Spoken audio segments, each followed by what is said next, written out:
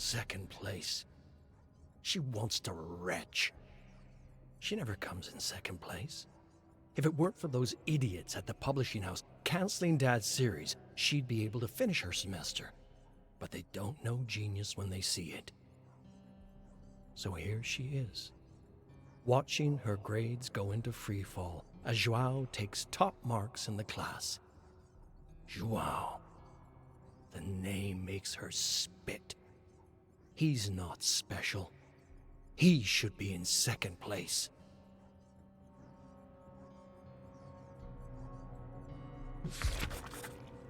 She sits at home, powerless.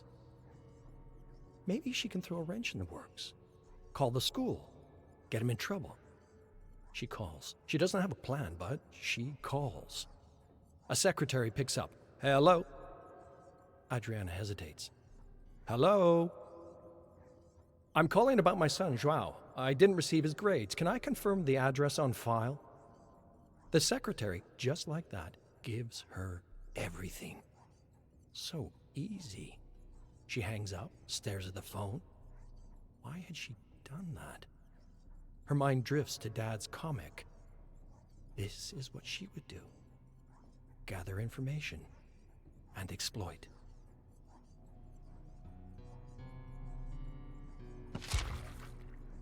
She dumps her bike behind a fire hydrant, checks her watch. Should be any minute now.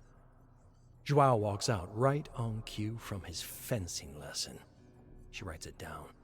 She knows where he'll be better than even he knows. In an hour, he'll be home playing video games. He'll go to bed at 10. He'll wake up, go to school, stop by his friend's house, bike home, get tutored on math. This has been her entire month, following João, learning his schedule, learning everything about him. She still doesn't know why. It felt good to have this power over someone. The power to know that at any time she could disrupt his entire routine, his entire life. She gets on her bike and tails him on his way home. There's an alley he always takes as a shortcut.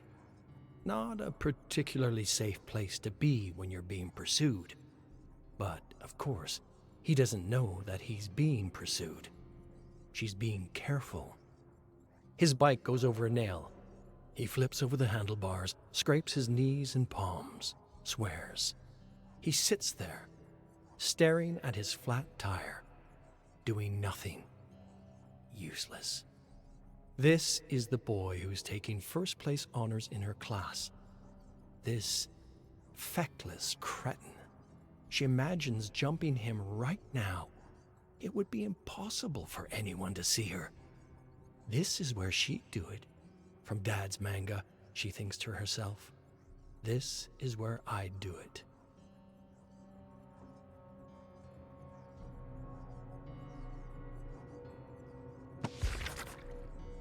She pores over the black, scratchy drawings of soñadoras sombríos. There must be some kind of clue in here. Something she missed. Something that would explain why her father walked out the door that day and never came back. There were no answers. Not to that question, anyway.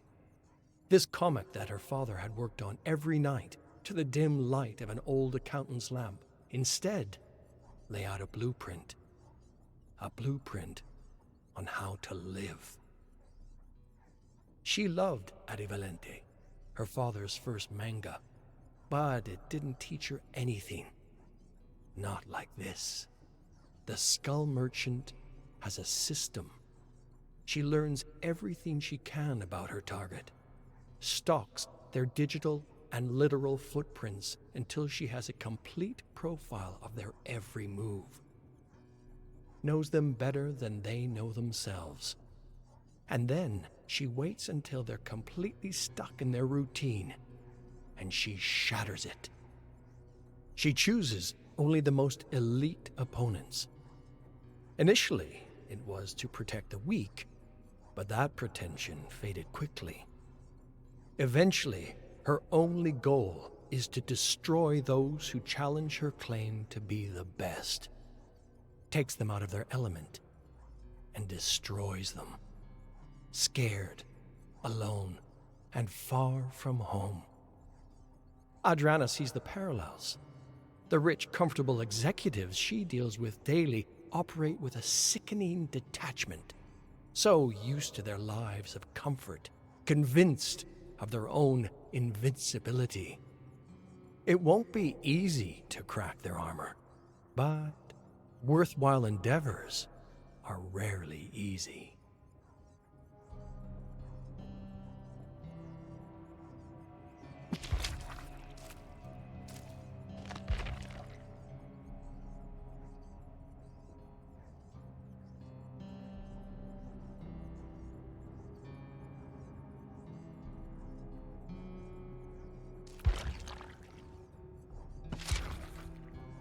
The skull merchant dips her blade into the fetid water, lets the blood and ichor slide off the gleaming carbon fiber, lets herself relax.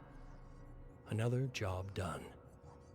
She removes her weapon slowly out of the water, taking care not to let any fall on the floor, and hangs it on the wall. Water is a terrible thing to waste. She walks across her tiny Spartan room and plugs a cord from the wall into the nape of her neck. The real world dissolves around her, replaced by the other world, a bright world, a clean, perfect lie. She stares right into the sun for a few moments, stopping only to close some particularly invasive pop-ups that have burrowed their way into her hardware. "You're the merchant, right?" A timid voice calls out somewhere behind her. She turns. A chipmunk with jacked human arms stares back at her. "I might be. Who's asking?" "Someone won the job." This guy probably paid top credits for that avatar, and he looks like an absolute joke. She isn't laughing, though. "I don't take jobs anymore. I work for myself." "Well, you might be interested in this one.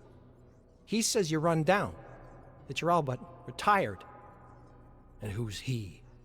"I don't know much about him. He's a cyborg. Long past cyborg, I think. Might have run out of flesh to fuse the steel to. Might just be a robot by now. Goes by the name, Terry Chrome." "We'll see who's out of touch," she says, and jacks herself out of the other world.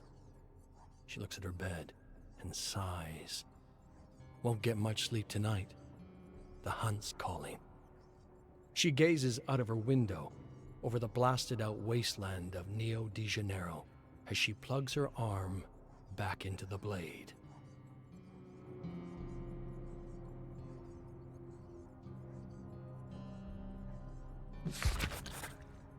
Some people can't wrap their head around it. The business doesn't need to be successful to be profitable. Sure, it helps, especially at the beginning, but she's not in the beginning of company's business. Grab something with decent gross revenue, but ballooning expenses. Slash the budget, cut anyone who isn't keeping the lights on, squeeze some profit out of it, and sell it at a markup to the first idiot who doesn't look under the hood. Lining up a directorial board that sees it the same way, though, not so easy. These cowards foisted on her by the shareholders are too cowardly or lazy or, and she hates these ones the most, ethical to have that killer instinct. The self-righteous ones are the worst. As if it's ethical to do anything less than everything to make the line go up. So long as you're in the black, you're in the right. She yearned to take them out like she had so many of her rivals before. Take them out to the forest and hunt them like dogs. But there's no challenge in that. These are soft, helpless fools, fish in a barrel. She's like the skull merchant. She only hunts apex predators. She'll have to do this the old-fashioned way, through remorseless, bureaucratic maneuvers.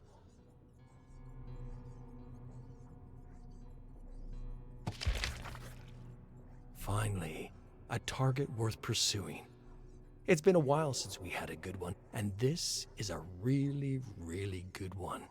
Former military turned private contractor, retired from the battlefield to a quiet hobby farm to the northwest. Some say he survived months alone in the forest with nothing but a combat knife. And he's got the one parcel of land that stands between Adriana and the factory she's trying to build. Weeks of talks go nowhere. He doesn't want to sell. Bigger numbers do nothing to change his mind. The board starts talking about selling the land surrounding his, to give up on the factory, to build somewhere else. They might be right, but that doesn't matter. She doesn't lose. She doesn't come in second place. So she goes to meet him herself, face to face. She mentions the offer. He politely refuses again. That's too bad. She hopes his will is up to date. As she leaves, she feels a flush cross her face.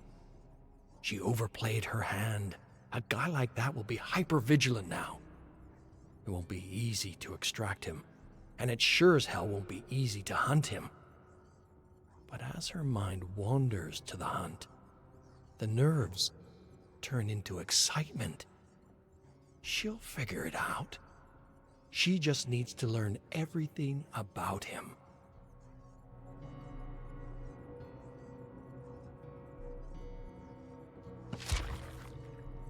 Adriana looks into her new arm-mounted display. Her drone floats 50 stories above the city, at the unfinished penthouse of a new luxury building her company invested in. Through its camera, she sees the soldier awakening from a chemically assisted slumber. She watches as he shakes himself awake, immediately alert and focused. He rushes to the edge of the building and nearly falls. Not like that, old man. Don't make this easy. She watches as he finds his bearings, stalks around the building, getting a feel for its blueprints, finds the combat knife she so kindly left for him to defend himself, and descends the first flight of stairs towards freedom. She knows the layout of this building like the back of her hand. She moves her drones into position.